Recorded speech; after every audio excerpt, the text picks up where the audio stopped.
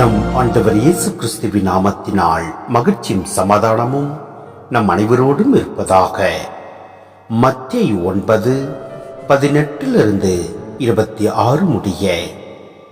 அவருடன் இவ்வாறு இயேசு பேசிக் கொண்டிருந்த பொழுது தொழுகைக்கூட தலைவர் ஒருவர் அவரிடம் வந்து பணிந்து, என் மகள் இப்பொழுதுதான் இறந்தாள்.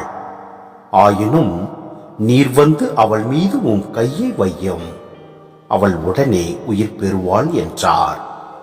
இயேசு எழுந்து அவர் பின்னே சென்றார்.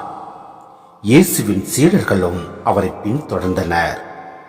அப்பொழுது 12 ஆண்டுகளாய் இரத்தப்போக்கினால் வருந்திய ஒரு பெண் அவருக்கு பின்னால் வந்து அவரது மேலுடையின் ஓரத்தை தொட்டார்.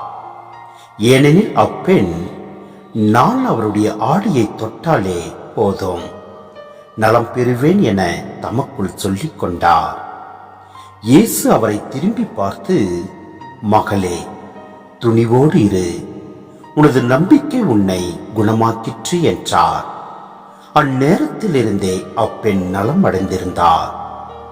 இயேசு அத்தலைவருடைய வீட்டிற்கு சென்றார். அங்கே குழல் ஊதுவோரையும் கூட்டத்தினரின் அமளியையும் கண்டார். அவர் விலகி போங்கள், சிறுமி இறக்கவில்லை, உறங்குகிறாள் என்றார். அவர்களோ அவரை பார்த்து நகைத்தார்கள்.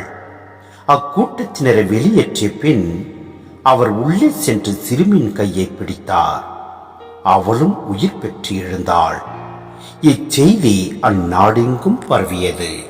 சிந்தனை: யாயிர் என்ற தொழுகைக்கூட தலைவரின் மகள் இறந்து அவளுக்கு இயேசு மீண்டும் உயிர் தரும் நிகழ்வை நற்செய்தியாளர் இங்கு தருகிறார். இந்த நிகழ்வுக்கு ஓர் இடைச்சிருக்கலாக இரத்தப்போக்குடைய பெண் நலம் பெறும் நிகழ்வும் இங்கு இடம்பெறுகிறது. இந்த 2 வல்ல செயல்களும் பாதிக்கப்பட்ட மக்கள் மீது இயேசு கொண்டிருந்த இரக்கத்தின் அருள் அடையாளங்கள். அத்துடன் இயேசுவுக்கு நோய்கள், சாவு போன்ற சக்திகள் மீது அதிகாரம் இருந்தது என்பதற்கு சான்றுகள். நலமுடன் வாழ்வதும் உயிர் பெறுவதும் இறையாட்சி மதிப்பீடுகளே என்றும் இங்கு நாம் அறிந்து கொள்கிறோம். இரு நிகழ்வுகளிலும் பாதிக்கப்பட்டவர்கள் முழுமையாக பங்கேற்கிறார்கள்.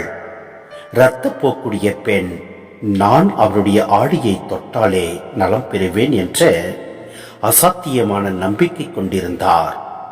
இறந்த பெண்ணின் தந்தை யாயிர் நம்பிக்கையுடன் இயேசுவின் கருணையை வேண்டினார். தம் மகள் இறந்த பின் அந்த நம்பிக்கை தலைச்சுற்ற போது இயேசு யாயிரிடம், அஞ்சாதீர், நம்பிக்கையை மட்டும் விடாதீர் என்று கூறிய சொற்கள் நம்மை சிந்திக்க தூண்டுகின்றன. எனவே நம் ஆண்டவரில் வைத்திருக்கும் நம்பிக்கை நாம் சிறிதும் கைவிடாமல் நம் ஆண்டவரில் முழு நம்பிக்கை வைத்து நம் ஆண்டவரின் வார்த்தையை கடைபிடித்து வாழ்வோம். எல்லாம் அல்ல இறைவன் நம்மை நிறைவாய் ஆசீர்வதிப்பார். ஆமென்.